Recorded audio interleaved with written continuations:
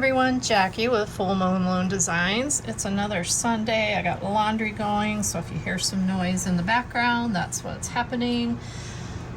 So, my last video was the box that just was being stubborn, and it was just my own fault for how I fire polished it, causing it to spread. I have since had a couple of ideas on how I can make the lid better. And you know what I decided to do? Can you believe it? I didn't do that with the lid, but I did do that with my base. I am going to try to chop these down a little bit more where I have some really thick, heavy chunks, just because I want to be able to distribute them back into the base mold a little better. But yeah, I decided, why not just go ahead and recreate it? I was going to recreate the lid anyway to try my new idea, and I will be sharing what I'm doing for that here in just a bit. But in the meantime, I'm going to try to cut some of these chunks a little bit smaller. I do have some heavy-duty breaking pliers. I think those should work, and if not, you know what, we'll just go with it. Kind of been my attitude with this project. I did still have about 125 grams of the lid mixture. I'm going to be adding some frit to that so that I have about half of my lid mixture, the 150, and I'll explain what I'm doing there in just a bit. So I had to go treat my mold pieces again, so I'm going to pause the camera, try to get some of this chopped a little more, mix a little bit more of this up, and then I'll share what's happening here. All right, so I did cut a circle. It was a little too large. I measured it wrong, but I happened to run across this piece that's fully fused. What? Hey, you. And it's a 5-inch circle. What? It fits very well on top of the frit in the mold, but it's already making me hit my 300 gram mark. I'm not gonna show the scale because I didn't re-tear it. So I don't wanna use that because I still need to add the frit that is going to be the pattern. But, and this is a 2-layer if I didn't mention that. But I do have the piece that I cut. I started to trim some of it up. It was still too large, so now I just traced the one that actually fits, and I'm gonna take a little more glass off of this. My thought for this process now, I've got about 100 grams of frit in the bottom here. I'm gonna tack fuse this when I tack fuse the lid component. This is not gonna go super hot. In fact, I might even go a little less than I did last time.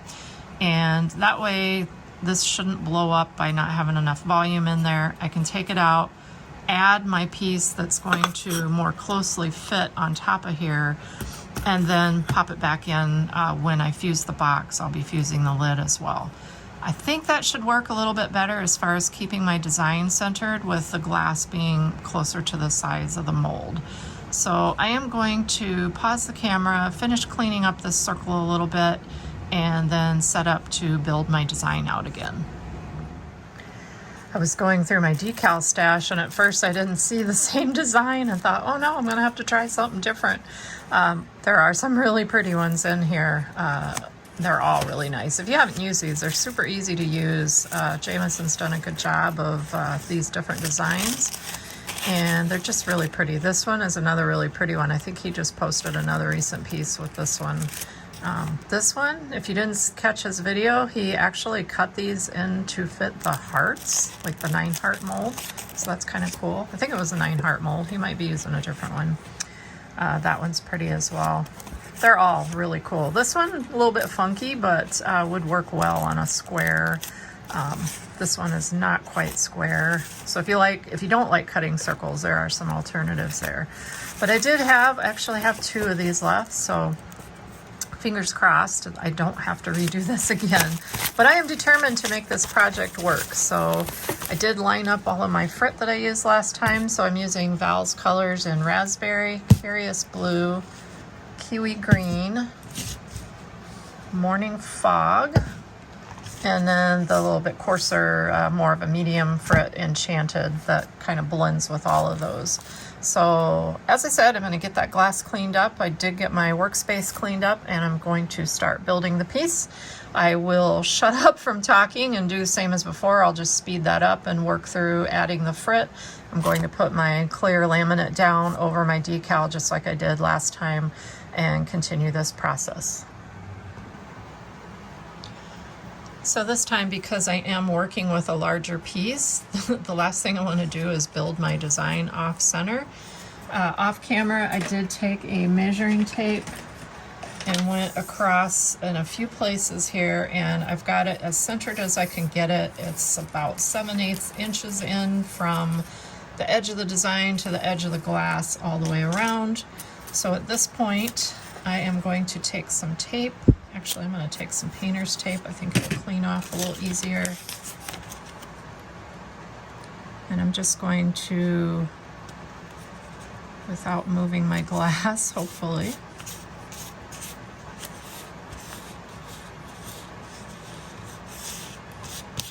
There we go. Let me try that on.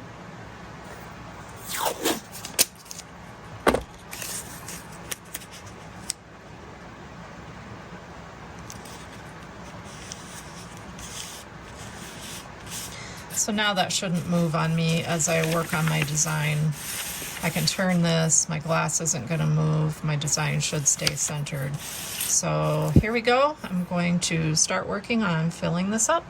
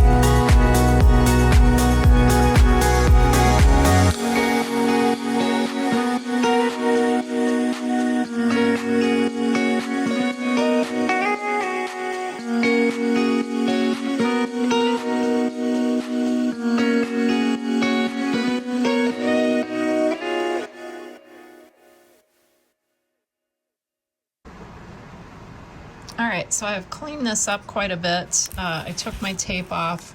I feel like it's a little off-centered, so I thought what I would do is start with one edge, and I did that right here. And I do realize that my glass is a little jagged in places, but what I did was I made a mark so that I can just kind of go around the piece and see, am I staying lined up with the edge here? That looks good. That looks good. I feel like it's a little less over here, so we'll see. That looks good. That looks good. Yeah, see, it does seem like it's a little bit off here. At this point, I'm not going to stress over that because I can clean this up on the grinder before I put this piece in. And I will make sure that I have even clear frit or pieces around it. Okay. For the most part, it's looking pretty good. So I'm going to give this a good spray with hairspray. Let it dry, and actually I'm going to do that. Have it sit up on this. And I will do what I did last time, and that was sifting a little white powder over it. So I've taken my, oops, sorry, that's really zoomed in, taken my decal off of the base, or off of that laminate sheet. So this is the piece. I'm going to take a little bit of, actually I'm debating on if I want to go with white or the morning fog. I'm going to do white. That's what I did last time. Let's keep it the same. Grab some powder.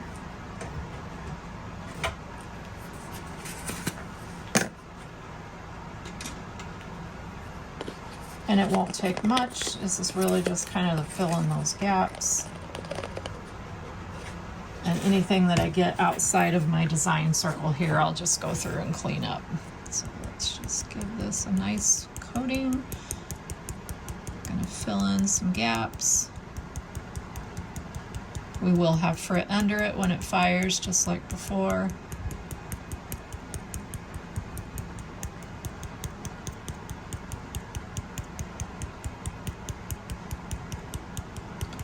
Just really trying to level this piece off so that everything is even, because I will be flipping it over once it sets with the hairspray and then putting it down on my tile. Actually, this time I'm putting it on the shelf because I do have that lid in there as well.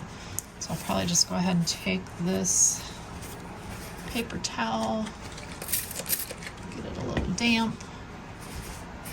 And now carefully, so I don't knock this off, I'm just gonna go around. Try not to bump my frit design.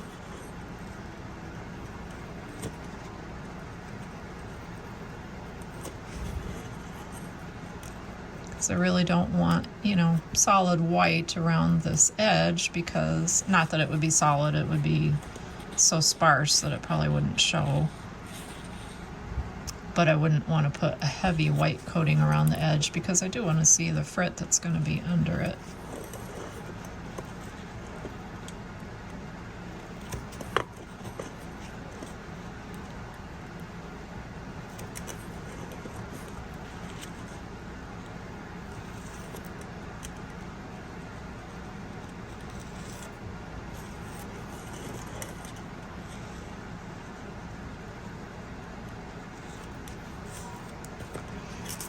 All right, that piece is now ready. Let's do a final spritz with hairspray just to kind of glue it all in place.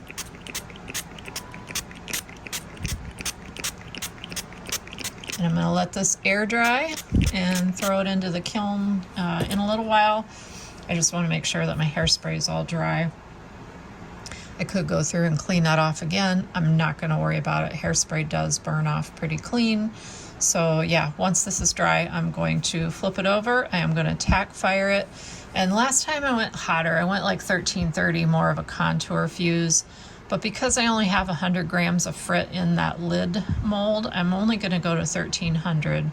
So I'm going to take it 1300 tack fuse, which should be fine for 96 in my kiln.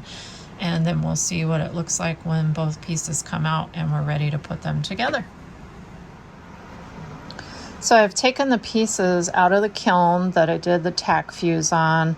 I initially set this round down in over my frit that had tack fired together, and it wasn't quite fitting in there. Carefully put that back in. So I have been taking the nippers around the edge until I got it to a point where it would sit in there, and I wanted to weigh those out. We're weighing in at about 215. And we know that we need 300 in this mold. So if I put this in here, as you can see, it does fit now. There's a little bit of movement, but I don't think it's going to be enough to really shift that off center. So at this point I am going to weigh out about 85 grams of the clear bits. Tear the scale. And we'll just put a few of those in here and put them on top.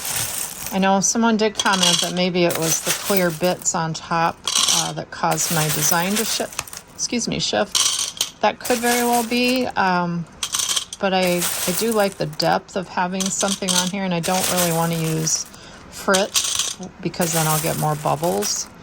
So let's just get about, oh, that's 89, 86. We're going to call that good. So we're going to take those clear bits and put them over this.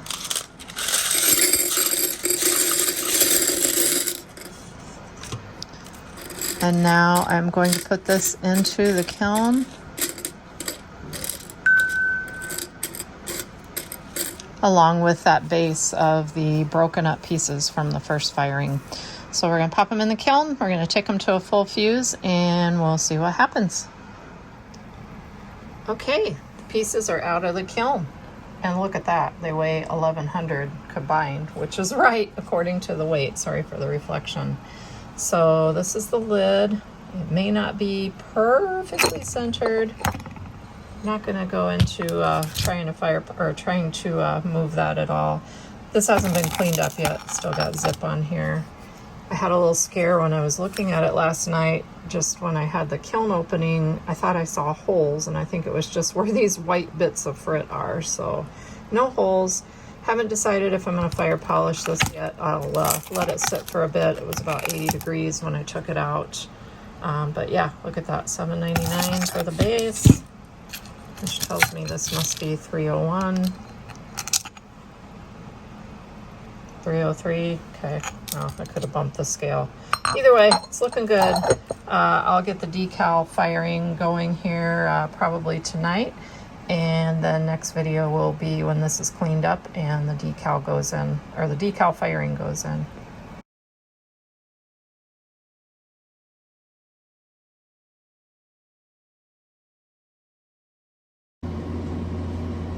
Okay, this is the final piece after the redo.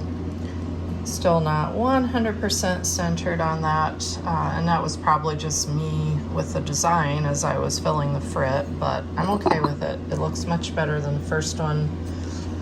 And the base has gone in on their box basics PDF on the Colour de Verre website. There is a high gloss fire polish schedule, and I used that. This time I only went to, and I did use the kiln that runs a little hotter, so based on that and the opal glass, like their site says, I only went to 1275. So I went to 1275. I don't even think I had a hold there. No, it was, the first hold was at like 11, either 1100 or 1150. I think it was 1150 for 5 minutes. And then it was it was full up to 1275 with no hold, and then the annealing and cooling. So that's the base. The lid now fits really nice. It doesn't, catches, because there is a lip on this one because it didn't spread. I didn't have to fire polish it. I probably could have done something to get it a little more centered, but again, I'm okay with this one. I think it looks much better. Appreciate you following this process. I'm happy with the second one to turn out.